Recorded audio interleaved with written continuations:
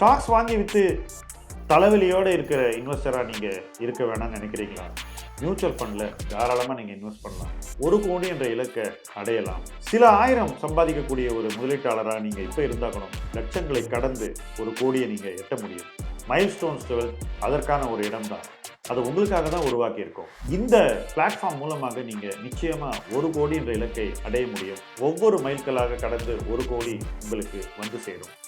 கீழே உள்ள ஃபார்மை ஃபில் பண்ணுங்க, M2Wல சேருங்க, நிம்மதியாக இன்வெஸ்ட் பண்ணுங்க.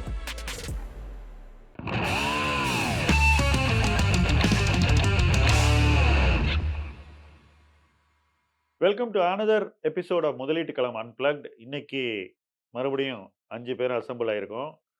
நிறைய நியூஸ் இருக்கு. ஃபர்ஸ்ட் முதல் காலாண்டு இந்த வருஷத்தினுடையது முடிஞ்சிருச்சு. ரிசல்ட் மெதுவாக வர ஆரம்பிக்க போகுது. ஸோ நிறைய எக்ஸைட்மெண்ட் மார்க்கெட்டில் இருக்குது. பட் இந்த எக்ஸைட்மெண்ட் மார்க்கெட்டில் எந்த அளவுக்கு இருக்கோ அதே அளவுக்கு கமாடிட்டி மார்க்கெட்லேயும் ரொம்ப எக்ஸைட்மெண்ட் இருக்குது. ஆண்டின் துவக்கத்தில் கமாடிட்டிஸை பற்றி எல்லாரும் பயங்கர புல்லிஷ் ஆகி, அதுக்கப்புறம் ரொம்ப புல்லிஷ் ஆகி, கோல்டு சில்வரில் கிட்டத்தட்ட பபுள் டெரிட்டரியில் எக்கச்சக்கமாக வாங்கி, அதுக்கப்புறம் வார் வந்து க்ரூட் ஆயிலுடைய ப்ரைஸ் உச்சத்துக்கு போய், அதுக்கப்புறம் காப்பர் அலுமினியம் எல்லாம் போயிட்டு இப்போ எல்லாமே கீழே இறங்க ஆரம்பிச்சிருக்கு. முதல்ல ஷாம் சுந்தர்கிட்ட க்ரூட் ஆயிலை பற்றி கேட்போம். பாஸ், ஃபஸ்ட்டு க்ரூட் ஆயிலை பற்றி சொல்லுங்கள். இன்றைக்கி வந்து $70 கிட்ட வந்துருச்சுன்னு நினைக்கிறேன் நம்மளுடைய நாட்டினுடைய க்ரூடு. ஈரான் வேற நமக்கு வந்து கம்மி விலையில் கொடுக்க ரெடியாக இருக்கான். ரஷ்யா நமக்கு கம்மி விலையில் கொடுக்க ரெடியாக இருக்கான். அப்போ என்ன வலி குறையுமா இல்லை இன்னும் பெயின் இருக்கா? எஸ், டெஃபினட்டா இருக்கு. இன்னும் பெயின் இருக்கு. நம்ம யாருக்கு? எக்கானமிக்கா? விக்கிறவங்களுக்கு பெயின் வந்து விக்கிறவங்களுக்கு. அதாவது oil producing Oil countries. producing நம்ம countries. வாங்குறவங்க தானே, நமக்கு என்ன? நமக்கு கெயின் ஃபுல்லா. we are going to face lot of நிறைய ஒரு அன்லிமிட்டெட் ப்ராஃபிட் நமக்கு வரப்போகுது கவர்மெண்ட்டுக்கு.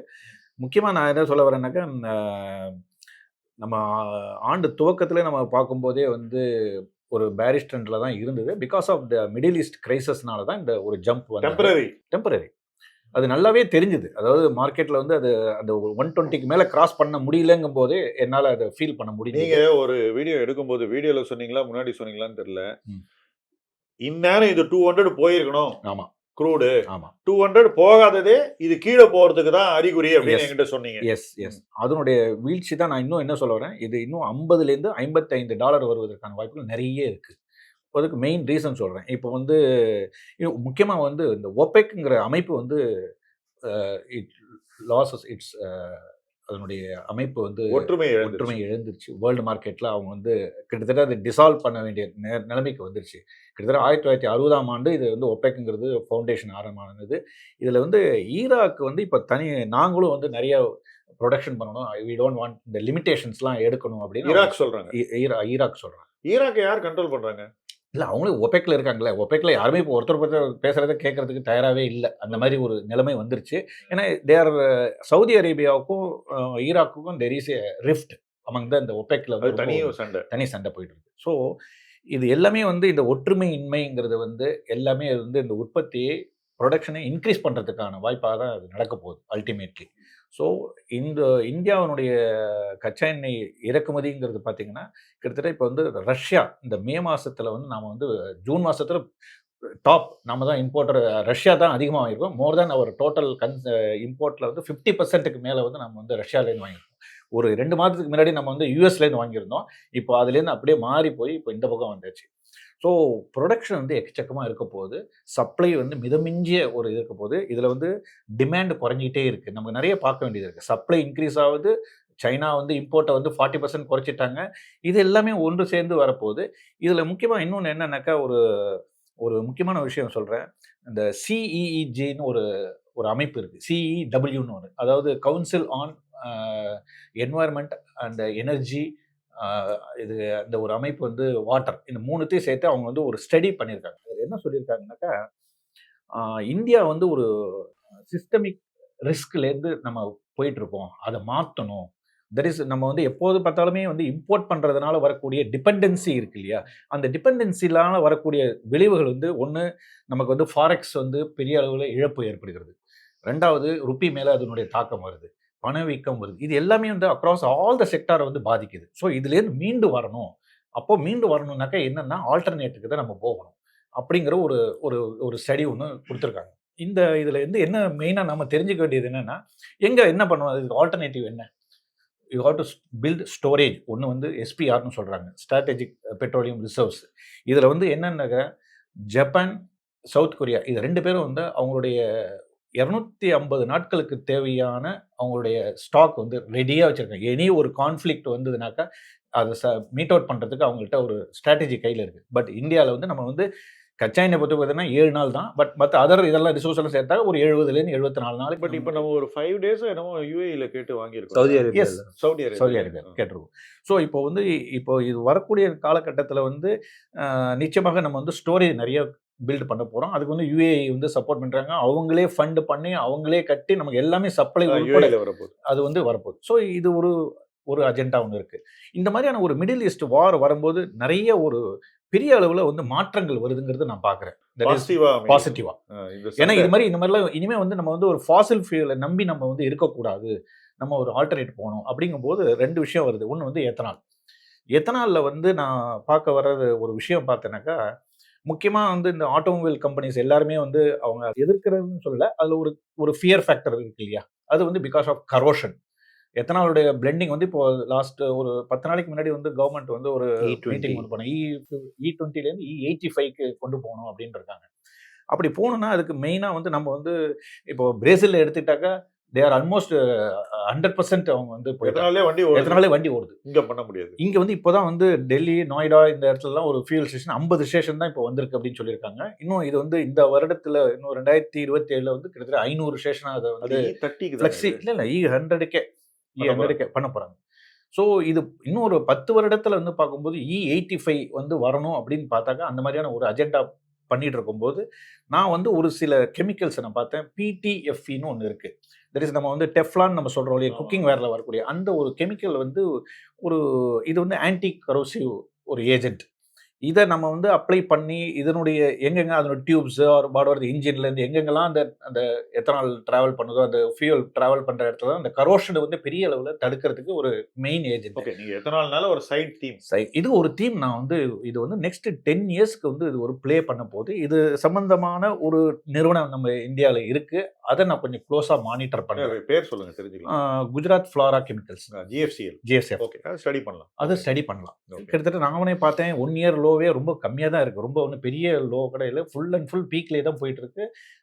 இதெல்லாம் கொஞ்சம் வந்து ஒரு டீம் பேஸ்டில் நம்ம வந்து ஒரு ஒரு எப்படி நீங்கள் மல்டி பேக்கரை கண்டுபிடிக்கணும் நம்ம சொல்கிறோம். எப்படி ஃபியூச்சரில் 10 வருஷம் கழிச்சு ஒரு ஸ்டாக் எப்படி இருக்குங்கும் போது இந்த மாதிரியான ஒரு 10 வருடத்தினுடைய கவர்மெண்ட்டினுடைய ஒரு அஜெண்டாவை வந்து ஏன்னா நம்ம வந்து E20 வருமாங்கிறது ஒரு 10 வருஷத்துக்கு முன்னாடி வாங்கினப்ப எல்லாரும் சிரிச்சாங்க. இதே தான் சொல்றேன். எத்தனால நம்ம வந்து நான் ப்ராஜ் இண்டஸ்ட்ரீஸ் நம்ம சொல்லியிருக்கேன். நான் எங்கள் ஆஃபீஸில் இருந்தாங்க. அவங்கள்ட்ட சொல்லும் போது அவரே நம்பலை அவங்க கம்பெனியை பற்றி.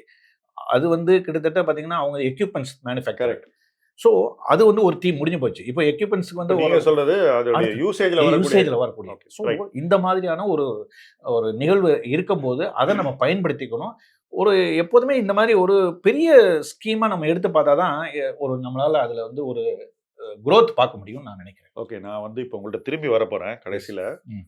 என்னன்னா gold, silver, copper, aluminium. Okay, என்ன இந்த 4 பத்தி இன்னும் பேச வேண்டியிருக்கு. Will come back to you. இப்போ விக்னேஷ் அவர் வந்து ஒரு எனர்ஜியை பற்றி பேசினார். இன்னைக்கு நீங்கள் வந்து ஒரு பவரில் ஏதாவது ஒரு ஐடியாஸ், ஏன்னா பவரும் இந்தியாவுக்கு ரொம்ப முக்கியமான ஒரு தீம். இவ்வளோ டேட்டா சென்டர் வருது, ஏஐ வருது, பவர் கன்சப்ஷன் பிச்சுட்டு போகுது, ப்ரொடக்ஷனும் எவ்வளோ பண்ணாலும் தேவைப்பட போகுது. We are a very low per capita consumption country in power. அதாவது ஒரு நபரும் நம்ம அத்தனை பேரும் ஒருத்தருக்கு உபயோகப்படுத்துகிற கரண்ட் வந்து ரொம்ப குறைச்சல். இது வந்து பல மடங்கு அதிகம் ஆகிறதுக்கான ஒரு வாய்ப்பு இருக்குது. அப்படி இருக்கும்போது பவரை வந்து எப்படி ப்ளே பண்ணலாம் அப்படின்னு நீங்கள் சொல்லுங்கள். கரெக்ட். பவருங்கிறது ஒரு டெக்கேடல் ஸ்டோரி தான். நீங்கள் சொன்ன மாதிரி will always be need of power. Data centres வருது, நிறைய மேனுஃபேக்சரிங்கே நமக்கு இன்னும் பெட்டராக போகுது. ஆர் China +1 எதுலேயுமே பவர் தேவைப்படும். ஸோ இந்த ஒரு வேல்யூ செயினில் பார்த்தீங்கன்னா எனக்கு வந்து ஒரு எக்ஸ்சேஞ்ச் வந்து ஒரு பெட்டரான ஒரு பார்ட்டா இருக்கும். பவர் எக்ஸ்சேஞ்ச் என்ன பண்ணுது? பவர் எக்ஸ்சேஞ்ச் என்ன பண்ணுதுன்னா இப்போ இந்தியாவில் வந்து எல்லாமே லாங் டேர்ம் கான்ட்ராக்ட்ஸ் தான் இருக்கு. பவர் கான்ட்ராக்ட்ஸ் ஒரு ப்ரொடியூசர் NTPC, அதாவது NTPC இருக்கான், ஒரு தமிழ்நாடு டான்ஜெட்கோ இருக்கான்னு வச்சுக்கோங்களேன். ஸோ என்டிபிசி வந்து டிரான்சிட் கோடு லாங் டேர்ம் கான்ட்ராக்ட்ஸ் போட்டுருவான். அதுக்கு ஒரு எக்ஸ்சேஞ்ச் தேவைப்படாது. ஏன்னா அவன் வந்து ஷார்ட் நேரடியாக 2 பேரும் ஒரு கான்ட்ராக்ட் போட்டு ஒப்பந்தம். ஸோ இப்போ நடுவில் வந்து எக்ஸ்சேஞ்சோட பயன் எப்போ வருதுன்னா ஷார்ட் டேர்ம் கான்ட்ராக்ட்ஸ் நமக்கு அது அவசியம் வரும்போது ஷார்ட் டேர்ம் தேவையை டிஃபைன் பண்ணுங்க. ஆமாம், இப்போ என்ன ரெனியூபிள் எனர்ஜி நிறைய உள்ள வருது. இப்போ நமக்கு ரெனியூபிள் எனர்ஜினால நிறையா வந்து பவர் ப்ரொடக்ஷன் வருது. அது அதிகமாக ரெனியூபிள் எனர்ஜி எப்படின்னா வந்து நம்ம ப்ரொடியூஸ் பண்ணும்போதே கன்சியூம் பண்ணணும். எல்லா எனர்ஜியும் அப்படி தான். உங்களுக்கு ஃபாசில் ஃபியூவல் கூட அப்படி தான். இல்லை க்ரூட் பேஸ் பண்ணி கோல் பேஸ் பண்ணி பண்ணுற என்டிபிசியோட ட்ரெடிஷ்னல் சோர்ஸ் ஆஃப் பவரும் அப்போவே கன்சியூம் பண்ணணும். ஸோ உங்களுக்கு லாங் டேர்ம் கான்ட்ராக்ட்ஸ் எஸ்டாப்ளிஷ் பண்ணுற மாதிரி இப்போ ரெனியூபிளில் வந்து வேரியேஷன்ஸ் நிறையா இருக்கும். இன்றைக்கி ப்ரொடியூஸ் பண்ணுறது நாளைக்கு வருமானு தெரியாது. ஏன்னா உங்களுக்கு சோலார் எனர்ஜியை பொறுத்து இருக்குது, இல்லை விண்ட் எனர்ஜியை பொறுத்து இருக்குது, இல்லை டைடல் எனர்ஜியை பொறுத்து இருக்குது. So more and more short term orientation வந்து வந்துடுது இந்த பவர் மார்க்கெட்டில். அந்த வரும்போது உங்களுக்கு ஷார்ட் டேர்ம் ஒப்பந்தங்களும் தேவைப்படுது. இப்போ யூரோப்லாம் பார்த்தீங்கன்னா 80% ஆஃப் த கான்ட்ராக்ட்ஸ் வந்து ஷார்ட் டேர்ம் கான்ட்ராக்ட். அன்னன்னைக்கு வாங்குறாங்க. அன்னன்னைக்கு என்னைக்கு தேவையோ, அதாவது இன்னைக்கு எனக்கு பவர் வேணும்னா அன்னைக்கு யார் ப்ரொடியூஸ் பண்ணுறாங்க, மார்க்கெட்டில் யார் சீப்பாக கொடுக்குறாங்க, அன்னையோட உற்பத்தியை பொறுத்து யார் மார்க்கெட் என்னவோ அதை வாங்குறாங்க. டிமாண்ட் இன்னைக்கு ஏறுது, இன்னைக்கு வெயில் ரொம்ப அதிகமாக இருக்குது, நிறைய பவர் கன்சம்ஷன் இண்டஸ்ட்ரீஸ்ல நிறைய இழுக்கிறாங்க அப்படின்னு ரியல் டைம் பார்த்து பவர் வாங்க முடியுது. கரெக்ட். எப்படி நீங்கள் வந்து ஸ்விக்கியில் சாப்பாடு ஆர்டர் பண்ணுற மாதிரி பவர் வாங்க முடியுதுங்கிறீங்க நீங்கள். கரெக்ட். ஏன்னா இப்போ திடீர்னு நிறைய உற்பத்தி இருக்கும்போது விலை குறையணும் அன்னைக்கு இல்லையா? உற்பத்தி இல்லாத போது அன்னைக்கு பவர் காஸ்ட் கூடணும். ஓகே, எனக்கு இன்னைக்கு சம்மர் டைம்ல எனக்கு நிறைய பவர் தேவைப்படும். வரும்போது விலை கூட, அப்போ உங்களுக்கு வந்து விலை கூட இருக்கணும். மழை பொய்த்தால் கூட பவர் விலை கூடும். ஸோ இப்போ நம்ம ஆனால் இந்தியாவில் பார்த்தீங்கன்னா ஒரு ஸ்டெடியா இருக்கு. ஏன்னா லாங் டேர்ம் கான்ட்ராக்ட்ஸ் மீறி போயிட்டு இருக்கு. இது கொஞ்சம் கொஞ்சமா வந்து இந்த பர்சன்டேஜ் வந்து இப்போ ஒரு 5% தான் ஷார்ட் டேர்ம் கான்ட்ராக்ட்ஸாக இருக்கு. அது கொஞ்சம் கொஞ்சமா ஒரு டபுள் டிஜிட்கோ இல்லை 20% வரைக்குமோ போகுங்கிறது தான் ஒரு தீசஸ். அது 20 ஒரு 5 இயர்ஸ்ல இல்லை ஒரு 10 இயர்ஸ்ல ஒரு 20% போகுங்கிறது. ஸோ இப்போ பவர் கான்ட்ராக்ட்ஸ் அதிகமாக வர ஒரு எக்ஸ்சேஞ்சோட தேவை வருது. அதாவது பையரையும் செல்லரையும் ஒரு கனெக்ட் பண்ணுறக்கூடிய ஒரே நேரத்தில் ரியல் டைம்லையோ இல்லை ஒரு நாள் முன்னாடியோ இல்லை வந்து ஒரு 3 மாதம் ரியல் டைம் மார்க்கெட்னு ஒன்று இருக்குல்ல, ஆர்டிஎம் ரியல் டைம் மார்க்கெட்னு இருக்கு. ஒரு 15 நிமிஷத்துக்கு ஒரு தடவை ஆர்டர்ஸ் எல்லாம் கலெக்ட் பண்ணி அவங்க வந்து அதை சேகரித்து யாருக்கு வாங்குற வைக்கிறோட மேட்ச் பண்ணி கொடுப்பாங்க. ஓகே, நீங்க பேசுற கம்பெனி வந்து இந்தியன் எனர்ஜி எக்ஸ்சேஞ்ச். என்ன விலை இருக்கு ஷேர் பிரைஸ்? இது வந்து ஒரு 125 ரூபா இருக்கு இன்னைக்கு. ரொம்ப நாளா அந்த இடத்துல தான் இருக்கு. ஆமா, 1 இயர் பேக்ல இருந்து இதே வேலையில தான் இருக்கு. அதுக்கு ஒரு ரீசன் இருக்கு. நான் ஒன்னொன்னா சொல்லிட்டு வரேன். இப்போ இது ஒரு மொத்த வந்து இதுல வந்து பாத்தீங்கன்னா ஒரு 11,000 crores இல்ல வந்து இதோட கம்பெனியோட மொத்த மதிப்பு. இதுல வந்து பாத்தீங்கன்னா ஒரு மார்க்கெட் ஷேர்னு சொல்றோம் இல்லையா, மொத்த பவர் கான்ட்ராக்ட்ஸ் ட்ரேட் ஆகுது பாத்தீங்கன்னா இதுல தான் 85%ஓட கான்ட்ராக்ட்ஸ் இதுல தான் ட்ரேட் ஆகுது. ஸோ அப்போ ப்ரைஸ் டிஸ்கவரி இருக்கு இல்லையா, அதாவது பையருக்கும் செல்லருக்கும் வந்து ஆப்டிமம் ப்ரைஸ், அதாவது கரெக்டான ப்ரைஸை நிர்ணயிக்கிறதுல இவன் தான் வந்து முதல் அட்வான்டேஜ் இருக்கும். வால்யூம் இவன்ட்டு தான் அதிகமாக வந்துட்டு இருக்கு. ஸோ நிறைய வால்யூம் எங்கே இருக்கோ அங்கே தான் பெஸ்ட் ப்ரைஸ் வந்து டிஸ்கவர் ஆகும் பையருக்கும் செல்லர். அதாவது சரியான விலையை வந்து வாங்க விரும்புறவங்க, சரியான விலையில பவர் வாங்க விரும்புறவங்க அதிகம் இதுக்கு தான் வருவாங்க. சரியான விலையில விற்க விரும்புறவங்களுக்கு இது பெட்டர் பிளேஸ். என்ன லாஜிக்னா சார், மற்ற எக்ஸ்சேஞ்ச் இருக்குல்ல, இருக்கு சார். நான் இன்னும் 2 எக்ஸ்சேஞ்ச் இருக்கு. இதை தவிர அவங்கள்ட்ட வால்யூம்ஸ் இல்ல. இப்ப நீங்க ஒரு என்எஸ்சிக்கு இருக்கிற அதே அட்வான்டேஜ் இந்த இதுக்கு இருக்கு. என்எஸ்சிக்கு இருக்குது, ஒரு இண்டிகோக்கு இருக்குது, இல்ல வந்து ஒரு ஸ்விக்கிகோ ஜொமேட்டோக்கோ இருக்குது. இப்போ ஒரு தேர்ட் ஒரு மார்க்கெட் பிளேஸுக்கும் ஒரு மார்க்கெட் ஷேர் இருக்க ஒரு மார்க்கெட் பிளேஸ்க்கும் உள்ள அட்வான்டேஜ் தான். இப்போ நீங்க வந்து ஒரு ஃபேஸ்புக் ஏன் சார் போறீங்க? ஏன்னா நிறைய பேர் வந்து ஃபேஸ்புக்ல இருக்காங்க. அதனால நீங்க உங்க ஃப்ரெண்ட்ஸ் அங்கே தான் அதிகமா இருக்கிறதுனால நீங்க போஸ்ட் வந்து நிறைய பேருக்கு போகும். அப்போ அவங்களும் அதுல தான் இருக்கிறதுனால அவங்களும் நீங்க இங்க இருக்கிறதுனால அவங்களும் இருப்பாங்க. அதே ஒரு கான்செப்ட் தான். இப்போ நான் பவர் ப்ரொடியூசர், நீங்க பையர்னு வச்சுக்கோங்களேன்.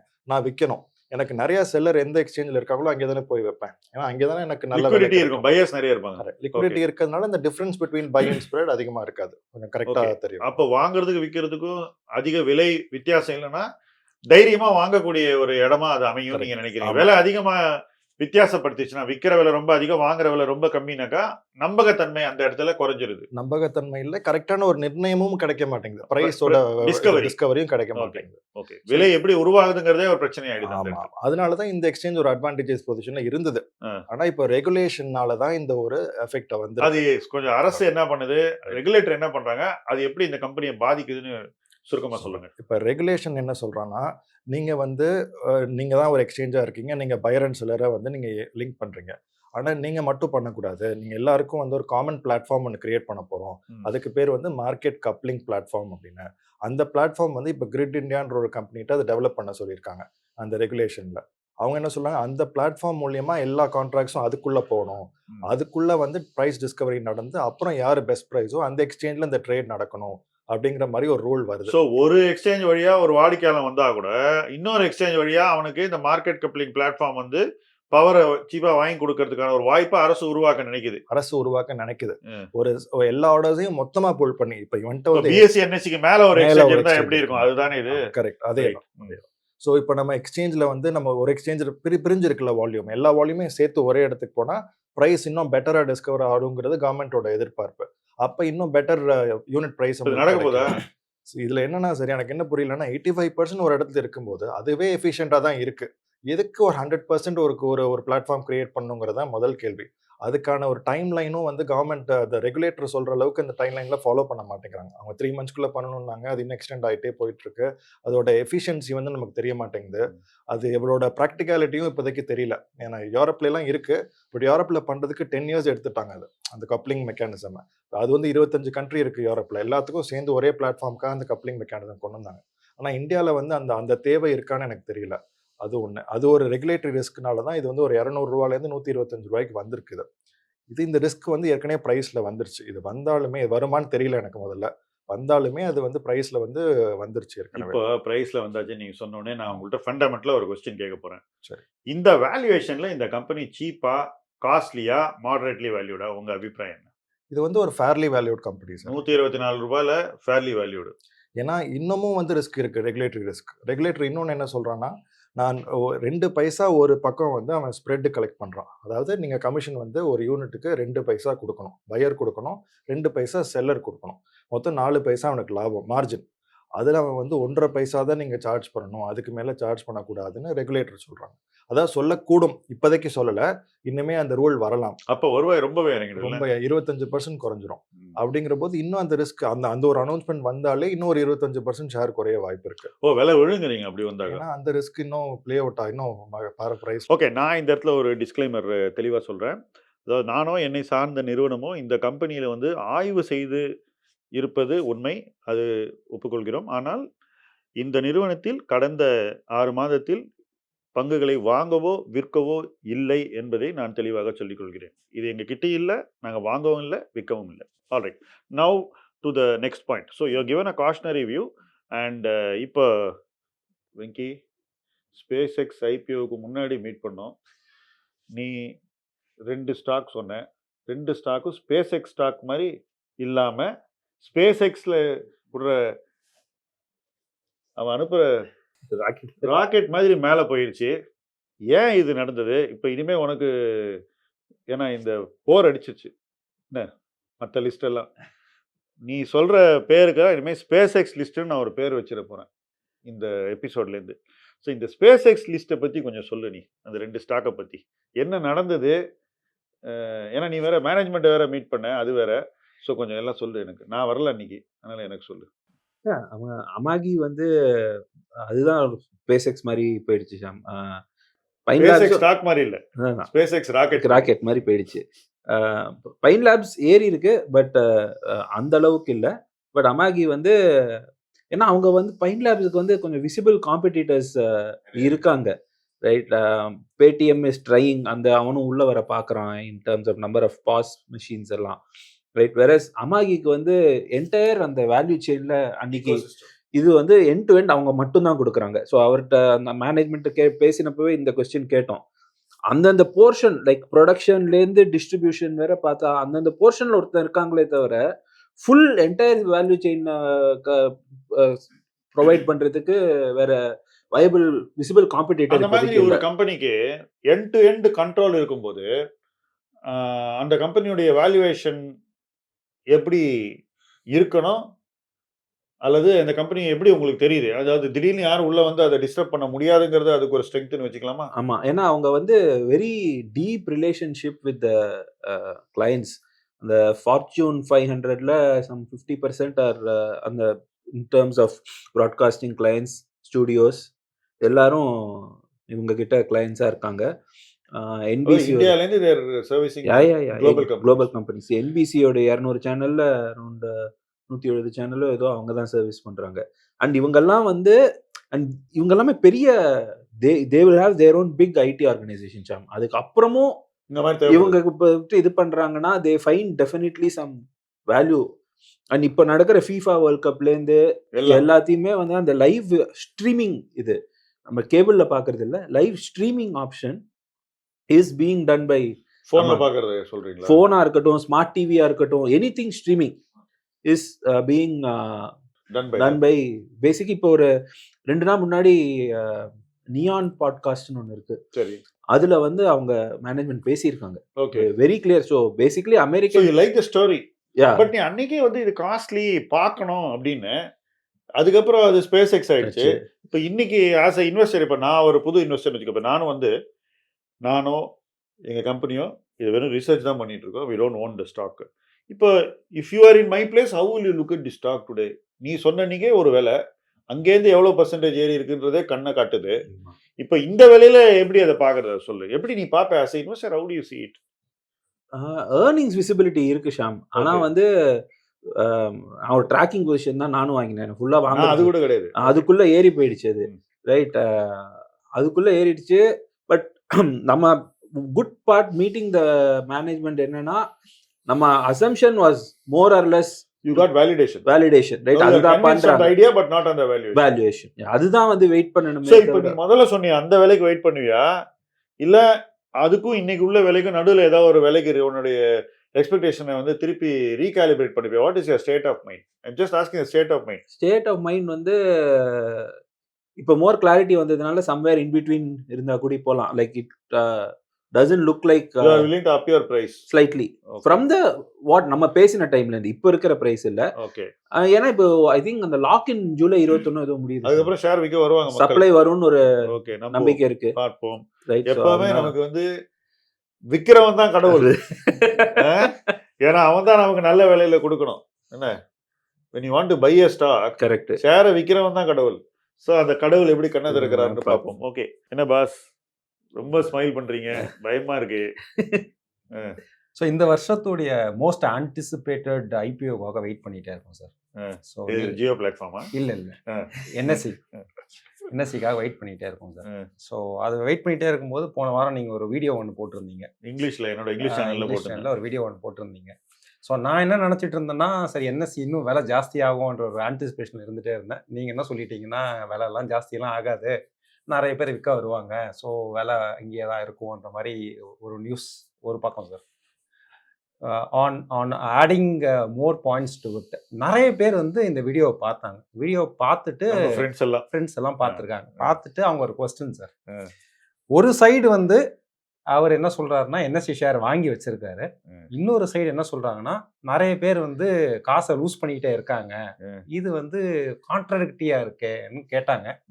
ஸோ நான் என்ன சொன்னேன்னா, நிறைய பேர் ஐடிசி ஷேர் கூட தான் வாங்க சொல்லிட்டே இருக்காங்க, ஆனால் ஐடிசி ஷேர்னால தான் நிறைய பேர் செத்துட்டும் இருக்காங்க, அது கெட்டதுன்னு யாருமே பேசவே மாட்டீங்க, அங்கே மட்டும் நீங்கள் பாசிட்டிவாக எடுத்துக்கிட்டே இருக்கீங்க, பட் இங்கே மட்டும் இது வந்து கான்ட்ரடிக்டியா இருக்குன்னு கேட்டிருக்காங்க.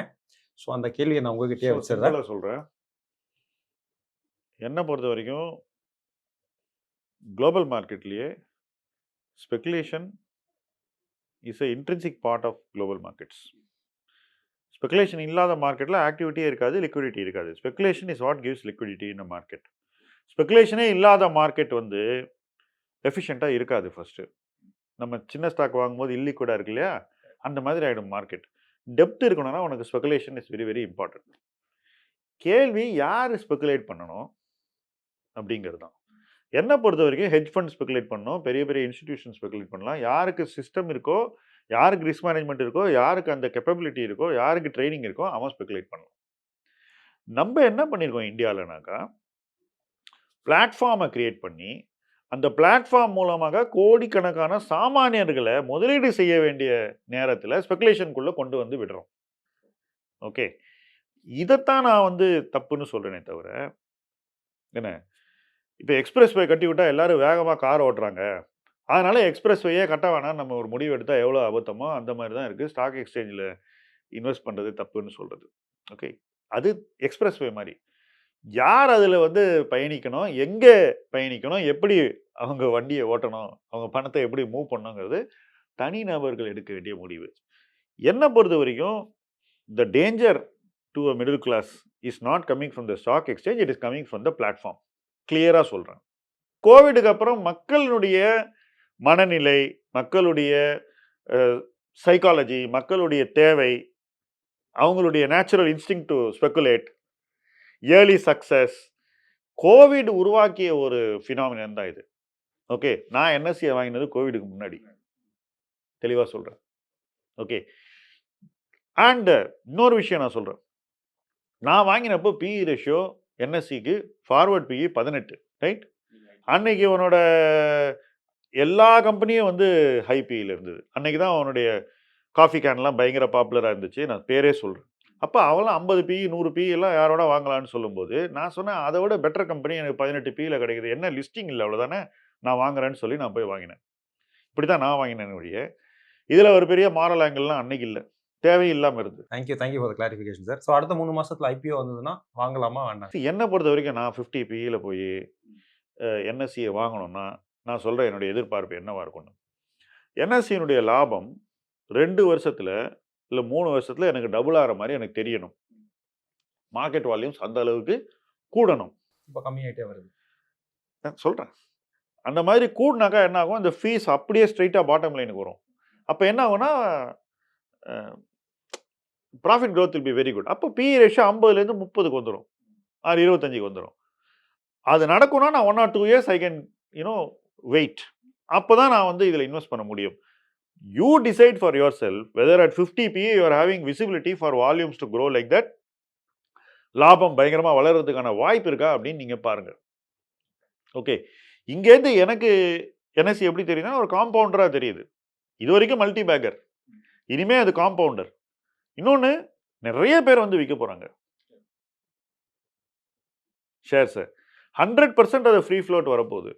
அப்படி இருக்கும்போது விலை ஏறலைன்னா பயங்கர அழுத்தம் வரும், உங்களால் ஃப்ளோட்டை மேனேஜே பண்ண முடியாது. அப்போது ப்ரைஸ் டிஸ்கவரி எஃபிஷியன்ட் ஆகிடும். ஒருவேளை கம்பெனியினுடைய வளர்ச்சி, மார்க்கெட்டினுடைய குளோபல் சென்டிமெண்ட்டு எல்லாம் மாறும்போது இந்த மாதிரி சப்ளை வந்துச்சுன்னா அப்போ திடீர்னு பிஇ ரேஷியோ இறங்கலாம், மேபி 35 கூட வரலாம், யாருக்கு தெரியும். இதெல்லாம் நீங்கள் யோசிச்சுக்கணும்னு தான் நான் சொல்கிறேன். ஓகே, ஸோ வாங்கணுமா விற்கணுமாங்கிறது தனிநபர் விருப்பம். அனாலிசிஸ் என்னன்றது இதான். இந்த அனாலிசிஸ் பண்ணிவிட்டு நீங்கள் தாராளமாக you can decide for your self. நான் ஜென்ரலாக ஐபிஓவில் அப்ளை பண்ண மாட்டேன். நான் அந்த வீடியோவிலே தெளிவாக சொல்லியிருக்கேன், நான் அப்ளை பண்ண மாட்டேன், நான் இதை பரிந்துரை செய்யலை.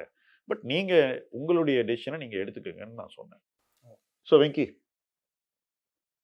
நேத்திக்கு டெக்ஸ்டாக்கெல்லாம் யூஎஸில் ஸ்லோவாக ஏற ஆரம்பிச்சிருக்கு ஒரு பாட்டம்லேருந்து. சில டெக்ஸ்டாக்லாம் யூஎஸில் பார்த்தா 5 PE 6 PE எல்லாம் இருக்குது.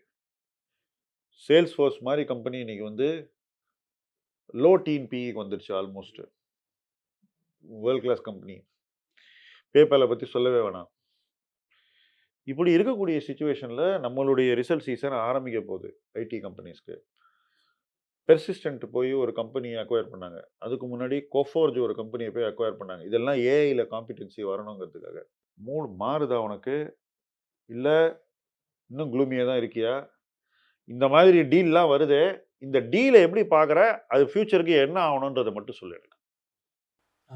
பெர்சிஸ்டன்ட்டோட டீலை பற்றி சொன்னால் கூட போகிறோம், ஒன்றே ஒன்று சொன்னாலும். ஸோ பெர்சிஸ்டன்ட் வந்து among the mid cap IT companies வந்து like very strong management, like execution also அவங்க வந்து ரொம்ப நல்லா track them very closely.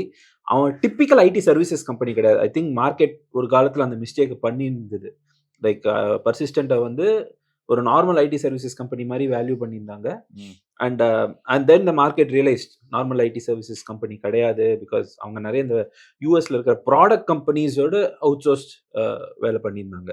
So slightly higher அப் இந்த வேல்யூ செயின், ரைட்? ஸோ இந்த கம்பெனி 2 திங்ஸ் நடந்திருக்கு. எல்லாமே வந்து பிஇ கான்ட்ராக்ஷன் ரொம்ப நடந்திருக்கு. லைக் டிசிஎஸ் வந்து 13-14 PE கிட்ட வந்துடுச்சு.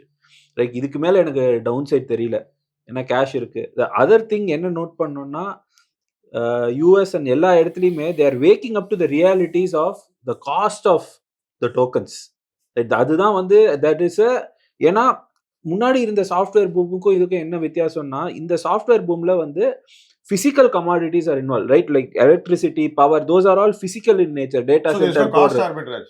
கரெக்ட், அது வந்து கிடையாது. ஸோ அது ஒரு லிமிட்டிங் ஃபேக்டர் இருக்கு. இந்த டோக்கன்ஸ் எல்லாம் வந்து இப்போ என்ன பண்றாங்கன்னா, ரொம்ப சிம்பிள் சின்டாக்ஸை தேடுறதுக்கும் அதே பணத்தை வேஸ்ட் பண்றாங்க. the model is like இப்போ ஃபார் எக்ஸாம்பிள் எங்க ஆர்கனைசேஷன்ல என்ன ஆயிடுது, இது கிளாட் வாங்கிட்டோம் லைசன்ஸ், யாரு ஸ்பெண்ட் பண்றாங்கன்னு அதுக்கு ஒரு டேஷ்போர்ட் பில்ட் பண்றோம். ஏன்னா எங்க இருந்து பணம் போகுதுன்னு யாருக்குமே தெரிய மாட்டேங்குது. சடனா பார்த்தா அவன் $250 இன்னைக்கு யூஸ் பண்ணிட்டான் வர்த் ஆஃப் டோக்கன். ஸோ இது அதற்கு மானிட்டர் பண்றதுக்கு அதுக்கு ஒரு டூல் பில்ட் பண்ற மாதிரி. ஸோ இது வந்து கொஞ்சம் அந்த ஓவர் டூ பண்ணதுனால people are waking up to the realities. So எல்லாருக்குமே இந்த டாப் நாச் மாடல்ஸ் எல்எல்எம்ஸ் தேவையா அப்படிங்கிறது வந்து ஒரு ஐ திங்க் இது எப்படி ஈக்குலிபிரியம் செட் ஆகும்னா, லைக் ஃபோக்கஸ்டு ரிசர்ச், பெரிய ரிசர்ச் பண்ற ஃபார்மா கம்பெனிஸ் அந்த மாதிரி சிமுலேஷன் பண்ணணும் ஏர்கிராஃப்ட்டுக்கு, அவங்க they might need the top models. அப்ப நம்ம இதுல இது ஜெனரல் ஐடி நீங்க எல்லாம் பண்றீங்களே, நீங்க ஒர்க் பண்ற company IT any services company, அதுக்கு வந்து அவ்வளவு பவர்ஃபுல் மாடல்ஸ் தேவையாங்கிறது வந்து ஆப்டிமைஸ் பண்ணி காஸ்ட் பெனிஃபிட் இல்ல.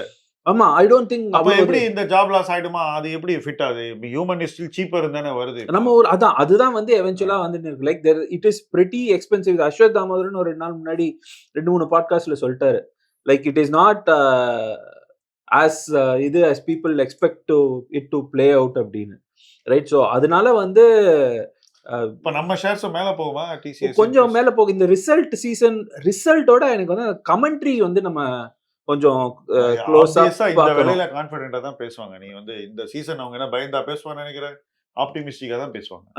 ஆப்டிமிஸ்டிக்கா, பட் பிட்வீன் த லைன்ஸ் வந்து அவங்களுக்கு வந்து பைப்லைன் என்ன மாதிரி வந்திருக்குங்கிறது கொஞ்சம் பார்க்கணும். Okay, right? அதுல என்னன்னா வந்து நீங்க சொன்ன மாதிரி கமெண்ட்ரியில வந்து எல்லாத்தையும் ஏஐ ரெவென்யூ சொல்லிடுவாங்க சார்.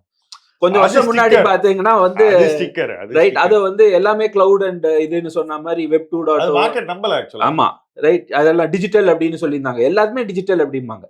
அது மாதிரி எல்லாமே ஏஐ ரெவென்யூ இஸ் அப்பும்பாங்க. ஸோ அதுல எவ்வளோ ஏஐ கிளையண்டே அதை ஏஐ சொல்றானா அதெல்லாம் other metric to closely watches. நான் என்ன பார்ப்பேன்னா, more than AI number of GCCs opening up in India. Like nobody is tracking GCC employee count என்ன ஆகுதுன்னு, right? that is what will drive. கீழ தான போயிட்டு இருக்கு இப்போ, மேல போயிட்டு இருக்கு. இப்போ GCC ல இங்க தான் கீழ. ஆமா, GCC employee count and for example சில இதுல எல்லாம் வந்து ஃபோர்ட்ல எல்லாம் ஃபயர் பண்ணிட்டு இப்போ திருப்பி ஹையர் பண்றாங்க அவங்களே. ஓகே, ஏஐனால. சோ அந்த ஒரு different set of people. Those who went out are different. Those who coming in, they're actually rehiring the same people also. In some cases, right? Okay. Right, because and the expect பண்ண so நம்ம இந்த pessimism கொஞ்சம் குறைச்சிக்கலாம்னு feel பண்றேன். கொஞ்சம் குறைச்சிக்கலாம் sir. Okay, Venky is less pessimistic. Note பண்ணிக்கங்க, result வரப்போகுது. கடைசியா ஷாம், இந்த இதுல க்ரூட் ஆயில்ல கண்டினியூஷன் இன்னொன்னு இருக்கு. ரிஃபைனரி, ஒரே நிமிஷம் நீங்க இதே சொல்லுங்க. ரிஃபைனரி ஸ்டாக்கா? ரிஃபைனரி இல்ல, ஒரே நிமிஷம். என்ன நடந்ததுங்க சார்? ஒரு குளோபல்ல வந்து என்ன ஈவென்ட் என்ன நடந்திருக்குன்னா, அந்த ரஷ்யா உக்ரைன் வார்ல வந்து உக்ரைன் வந்து they have attacked a lot of refineries. So Russia is under நம்ம டீசல் வாங்குறோம். எஸ், கேசோலின் வந்து நான் இங்கேருந்து இப்போ எக்ஸ்போர்ட் பண்ண ஆரம்பிக்கிறேன். இது வந்து ஒரு நியூ ட்ரெண்ட். இது வந்து இது வரைக்கும் இல்லாத ஒரு சமாச்சாரம் வந்து இன்னைக்கு வந்து. பட் அது நல்லது நம்ம, ஏன்னாக்கா அவன்கிட்ட வாங்கினதுக்கு எப்படி பே பண்றதுங்கிற பிரச்சனை வருது. அவனுக்கே திருப்பி வைத்தா இட் இஸ் குட். ஏதோ ப்ராப்பர்ட்டி எல்லாம் வாங்கினது. இன்னொரு விஷயம் நான் கவனிச்சேன், நீங்க சொன்னதுல ரஷ்யான்னு சொல்லும்போது, வாருக்கு முன்னாடி, தட் இஸ் மார்ச் 1க்கு முன்னாடி நமக்கு டிஸ்கவுண்ட்ல கொடுத்துட்டு இருந்தாங்க. அமெரிக்கா ஆப்ஜெக்ட் பண்ணாங்க. எஸ், வாரம் வந்த உடனே அமெரிக்கா என்ன சொன்னா, நீ வித்துக்கோன்னு சொல்லிட்டான். எஸ், நமக்கு பிரீமியம்ல வித்தான். 12% 15% பிரீமியம்ல வித்தான். ஏன்னா நமக்கு அவசர தேவை, வேற யாருமே கொடுக்க ஆள் இல்லைன்னு எல்என்ஜி எல்லாம் கூட அவன் தான் கொடுத்தான். ஏன்னா இந்த அதனாலதான் நமக்கு நாட்டுல எல்பிஜி தட்டுப்பாடு வரல. ஆக்சுவலா வெஸ்ட்ல இருந்து ரஷ்யா கிட்ட இருந்து கொஞ்சம் வாங்கினோம் எல்லாமே. இப்ப திரும்ப 20-25% டிஸ்கவுண்ட். ஸோ இது வந்து ஒரு பெரிய ஒரு சேஞ்ச் வந்து நடந்திருக்குங்கிறத நம்ம வந்து பார்க்க வேண்டிய ஒரு சமாச்சாரம். பெரிய ரெண்டாவது, வி ஆர் இம்போர்ட்டிங் மோர் இது க்ரூட் ஃப்ரம். இப்போ ரஷ்யா தான் டாப்ல இருக்கும். ப்ரைஸ் வேற குறைய போகுது. அது வந்து டபுள் பொனான்சா மாதிரி நான் நினைக்கிறேன். சூப்பர். நீங்க இந்த 4 விஷயத்த சொல்லுங்க ஃபாஸ்டா. கோல்டு என்ன வியூ? கோல்டு வந்து ஒரு வரியில சொல்லுங்க. நிச்சயம் இன்னும் இறங்க வேண்டியது இருக்கு, நிறைய பாக்கி இருக்கு. சில்வர் என்ன வியூ? நிச்சயமா அதுவும் இறங்கும். காப்பர் என்ன வியூ? காப்பர்ல வந்து ஐ எம் ஸ்டில் புல்லிஷ். ஒரு மீடியம், ஒரு ரிஸ்க், இப்போ வந்து மீடியம் ரிஸ்க் நம்ம சொல்லியிருந்தோம் இல்லையா, அதுலேருந்து கொஞ்சம் இறங்கி இருக்கு, லோயர் ரிஸ்க்கை நோக்கி நகர்ந்துருக்கு. அதுக்கு ரீசன் வந்து பிகாஸ் ஆஃப் டாலர் இண்டெக்ஸ் வந்து 101 அப்படிங்கிறதுல போயிட்டு இருக்கு. ஃபெடரலுடைய ஹாக்கி ஸ்டோன் அது ஒரு ரீசன் சொல்றாங்க. இதோட முக்கியமாக இன்னொன்று நான் பார்க்குறது வந்து வேதாந்தா வந்து நேற்றுக்கு டியூஸ்டே அன்றைக்கி யூஎஸில் வந்து லிஸ்டிங் ஒன்று பண்ணிருந்தாங்க. ஜாம்பியாவில் வந்து ஒரு மைனிங் கம்பெனி, கிட்டத்தட்ட மெட்டல் டெக் காப்பர்னு ஒரு கம்பெனி வந்து அவங்க 2004 வந்து மேஜர் ஸ்டேக் வச்சுருந்தாங்க. லாஸ்ட் 2024 வந்து தே பாட் ஃபுல்லி. ஸோ வேதாந்தாவோட ஃபுல் அதனுடைய கண்ட்ரோலில் தான் இருக்குது.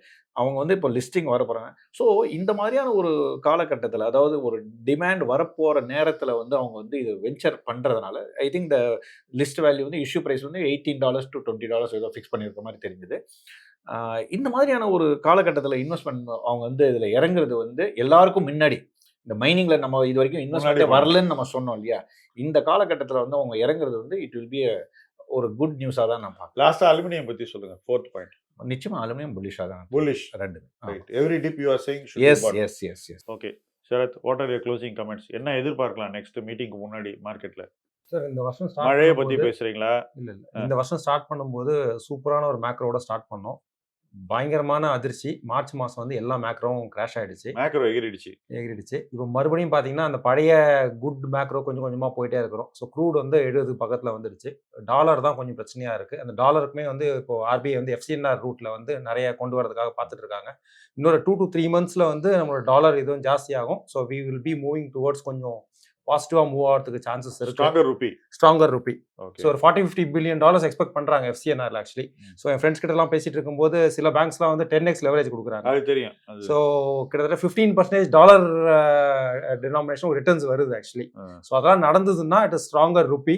ஸோ நம்ம பாசிட்டிவ் நோட் பார்த்தீங்கன்னா ரிஸ்க் டேக்கர்ஸ் வந்து அங்க பாரா பண்ணி இங்க பணம் டெபாசிட் பண்றாங்க. அதுதானே பண்றாங்க. ஆமா, அதுதான் பண்றாங்க. வெளிநாட்டு அந்நிய வங்கிகள்கிட்ட பணம் வாங்கி துபாயிலயோ வேற ஊர்ல வாங்கி அங்க இருந்து இந்தியால டெபாசிட் பண்றாங்க. இப்போ அந்த ஹெட்ஜிங் காஸ்ட்டை வந்து ஆர்பிஐ கொஞ்ச நாளைக்கு எடுத்துக்கிறேன்னு சொல்லியிருக்கு. ஸோ இன் கேஸ் ஏதாவது நெகட்டிவ் வந்தாலுமே அப்பதான் எடுத்துக்கணும். ஆமா, ஆக்சுவலா ருப்பி மேல போயிடுச்சுன்னா உங்களுக்கு ஹெட்ஜிங் காஸ்ட் ஒன்றும் பெருசா வராது. ஸோ அந்த கான்ஃபிடன்ஸ்ல கவர்மெண்ட்டும் இருக்கு. அதனாலதான் வந்து தைரியமா என்ன சொல்லியிருக்காங்க, ஹெட்ஜிங் காஸ்ட் ஆன் ஆர்பிஐன்னு சொல்லியிருக்காங்க. ஸோ ஃபாரின்ல இருக்கிறவங்க இதை நல்லா கேபிட்டலைஸ் பண்ணிக்கலாங்க sir. If you are having, நிறைய பேர் காசை அனுப்புறது கிடையாது, அங்கதான் காசு வச்சிருக்காங்க, கம்மியான வட்டிக்கு வச்சிருக்காங்க. நீங்கள் சேஃப்டியாக இருக்கணும்னா FCNRல 7%க்கே வைக்கலாம். சில banks, for example standard chartered ஆகட்டும், ADCB ஆகட்டும், RBL மூலமாக இப்போ புதுசாக ஒரு பேங்க் எமிரேட்ஸ் NBD கூட டைப் போட்டிருக்காங்க. அவங்க வந்து 5x to 10x லெவரேஜ் கொடுக்கறதுக்கு ரெடியாக இருக்காங்க if you're having money. So நீங்கள் அந்த ஈல்டை கால்குலேட் பண்ணீங்கன்னா it is close to 13 to 15% returns in dollar terms வருது. அப்பனா என்ன எதுக்கு பாண்ட் வாங்கணும்? என்ன வாங்கவே தேவை கிடையாது, இது யூஸ் பண்ணிக்கலாம், இதுக்கு போகலாம். ஆக்சுவலி இது ரிஸ்க் ஃப்ரீ ஆயிடுது. பாண்ட்ல 1008 ரிஸ்க் இருக்கு. சோ நீங்க அதெல்லாத்தையும் விட்டுட்டு இது ஸ்பெகுலேஷன்லாம் நான் பண்ண மாட்டேன்பா. எனக்கு லிவரேஜ் எல்லாம் டெட்ல எல்லாம் பண்றதுக்கு எனக்கு கேப்பபிலிட்டி கிடையாது. இது வந்து பட் இவங்க ஹை ரிட்டர்னுக்கு சப்ரைம் பாண்ட் வாங்குறதுக்கு, அந்த பாண்ட் வாங்குறதுக்கு நீங்க லெவரேஜ் கம்மி பண்ணிக்கலாம் சார். 10x லெவரேஜ் வேண்டாம். ஏன்னா எல்லா பக்கம் லாக் ஆயிடுது சார். இங்க ரிஸ்க் நமக்கு நோன் ரிஸ்க் எதுவும் தெரியல, அன்னோன் ரிஸ்க் ஏதாவது. நிறைய பேர் என்ன கேட்கறாங்கன்னா, நீங்க கொடுக்குற பேங்க் நாளைக்கு திவால் ஆயிடுச்சுன்னா என்ன பண்றதுன்னு ஒரு கேள்வி கேட்கறாங்க. அது நம்ம கிட்ட பதில் கிடையாது. ஏன்னா நம்ம FD போட்ட பேங்க் திவால் ஆயிடுச்சுன்னா என்னன்ற ஒரு கேள்வி கேட்கறாங்க. அதுக்கு நம்ம கிட்ட பதில் கிடையாது. பட் அது இந்தியன் பப்ளிக் செக்டர் பேங்க், அது எப்படி திவால் ஆகும் சார்? அந்த கேள்வி தான் கேட்கறாங்க வீடியோலயா? இல்ல மக்கள். சோ நம்ம என்ன சொல்றோம்னா, இது நிறைய பேர் பேங்க் திவால் ஆகணும் 10 சொல்லிட்டு இருக்காங்க. அது வந்து 10x ஆயிடுச்சு பேங்க் அங்க இருந்து. ஓகே, அவங்க வாங்கின பேங்க் எல்லாம் காலி ஆயிடுச்சு. இந்த பேங்க் உடைய வேல்யூ 10x ஆயிடுச்சு. சோ இது மாதிரி ஒரு கான்செப்ட் ஓடிட்டு இருக்குங்க sir. So for NRIs there is a better opportunity to park their money. Equity risk இல்லாம, இந்த ரிஸ்க் இல்லாம டாலர் டேர்ம்ஸ்ல டாக்ஸ் ஃப்ரீயா 13 to 15% வருது. ஸோ மேக்ரோ வந்து கொஞ்சம் பாசிட்டிவ் ஆகிற மாதிரி மறுபடியும் தோணுதுங்க sir actually. So we can again. இன்னைக்கு என்ன தவிர எல்லாருமே நிறைய ஐடியாஸ் கொடுத்துட்டாங்க. கடைசியாக விக்னேஷ்ட ஒரு கேள்வி. ஏன்னா அவர் புல்லிஷாக இருந்த ஒரு சிங்கம் வந்து தூங்கி எழுந்திருக்கு இப்போதான். புலின்னு சொல்ல, நான் ஏன்னா புலியை பார்த்துட்டு வந்தேன். சொல்லுப்பா, என்ன இப்போ ஒஸ்ட் இஸ் ஓவரா HDFC கோட்டக்குக்கு? இந்த 2 மாத்திரம் சொல்லு. 2 கேள்வி. பேங்க்ஸ்க்கு, இந்தியன் பேங்க்ஸ் அதுவும் பிரைவேட் பேங்க்ஸ்க்கு ஒஸ்ட் ஓவர் அப்படின்னு நம்ம சொல்லலாமா? என்ன, ஹவ் ஆர் யூ சீங்? ஏன்னா நீ வந்து கீழே இருந்தப்போ வாங்கலாம்னு சொல்லிட்டு நீ வாங்குறேன்னு கூட சொன்ன. ஐ திங்க் இப்போ 50 ரூபா ஏறி போச்சு, என்ன பண்ணலாம் சொல்லு sir. Valuation point of view பார்த்தீங்கன்னா it is a very bottom out valuation first point. ஏன்னா இந்தியா வந்து இன்னும் அண்டர் பேங்க்டு தான். நம்ம 2 times புக் வேல்யூ கொடுக்குறோன்னா it is because India has lot of growth ahead, bank loan growth ahead. So அதனால இது கீழே டீரேட்டிங் ரிஸ்க் எல்லாம் இல்லை பேங்க்ஸ்ல. இல்லை. ஸோ இங்கேருந்து அப்கிரேட் வருமானு தான் இன்னும் தெரியல. அது வராட்டி கூட காம்பவுண்டிங் 13-14% நடக்கும். ஓகே, ரீரேட்டிங் நடக்குமான்னு தெரியாது. பட் உங்களுக்கு 13 இண்டெக்ஸ் வாங்குறது போல இத வாங்கலாம். Right, okay, that's the advice. Very good, very good to இன்னொன்று இந்த கோல்டு பற்றி நம்ம நிறைய பேசும்போது எல்லாருக்கும் என்னென்னா கோல்டு நம்ம வந்து தவிர்க்க வேண்டும் அப்படிங்கிற ஒரு எண்ணம் இருக்குது. அப்படி கிடையாது. நம்ம வந்து எந்த நேரத்தில் வாங்கணுங்கிறத தான் நம்ம சொல்கிறோமே தவிர we are not discouraging to invest in goldங்கிறத இல்ல, நம்ம அது சொல்லல. அவங்களுக்கு தெரியும். Viewers know it. That is See, எந்த நீங்க நேரத்தில் வந்து இதே மாதிரி ஃபோர்ஸ்ஃபுல்லா வாங்கணும்னு சொன்ன காலகட்டம் இருக்கு. அதுதான் சொல்ல வரேன். அதனால ஸோ வி ஷுட் பி இந்த ஒரு வீடியோ சார், பார்த்துட்டு நம்ம எந்த சொத்தை எப்போ வாங்கணும் Yes. அப்படின்னு ஒரு நேரம் Yes. இருக்கு சார். எல்லா நேரத்துலயும் ஒரு சொத்தை வாங்கக்கூடாது. அதை தான் நம்ம வந்து we are insisting. அதுதான் நான் ஐ வாண்ட் டு கிளாரிஃபை. ஏன்னா நிறைய பேர் என்ன சொல்றாங்க சார் அந்த க்ளோசிங் நோட்டு, ஏன் சார் உங்க வாயில நல்ல வார்த்தையே வரவே வராதா? நிறைய நல்ல வார்த்தை வரும். கோல்டு கோல்டு சில்வர் வாங்கணும் இதே மாதிரி இப்ப இன்னைக்கு அலுமினியம் சொல்ற மாதிரி எத்தனை வாட்டி கோல்டு வாங்கணும்னு சொல்லியிருக்காரு. அப்ப நம்ம ஆளுங்க என்ன தெரியுமா சொல்லுவான், ஸ்மால் கேப்பை சேஸ் பண்ணிட்டு இருந்தோம். அதை ஒத்துக்க மாட்டாங்க. ஓகே, ஒரு 5 வருடம் கழித்து நம்ம இதே மாதிரி பேசும்போது நிச்சயமாக இன்னைக்கு நம்ம பேசுனதை நம்ம அன்னைக்கு நினைவு பண்ணணும். கண்டிப்பா இன்னொரு விறுவிறுப்பான எபிசோட் ஆஃப் முதலீட்டு களம் அன்பிளக் முடிஞ்சிருச்சு. ஐ திங்க் கொஞ்சம் கேப் இருக்கு, நிறைய டிராவல், ஆளாளுக்கு டிராவல். இன்னைக்கு கூட ஷாம் சுந்தருக்கு மதியம் டிராவல் இருக்கு. இன்னொரு இன்ட்ரெஸ்டிங்கான பாயிண்ட், அவருடைய பர்த்டே வருது நாளைக்கு. அதனால அவருக்கு இன்னைக்கு பர்த்டே விஷஸை கொடுத்துருவோம், வயசை கேட்க மாட்டோம். See you again. மீண்டும் ஒரு முறை முதலீட்டு களம் அன்பிளக்கில் சந்திப்போம். முதலீட்டு களம் உங்கள் களம். நன்றி.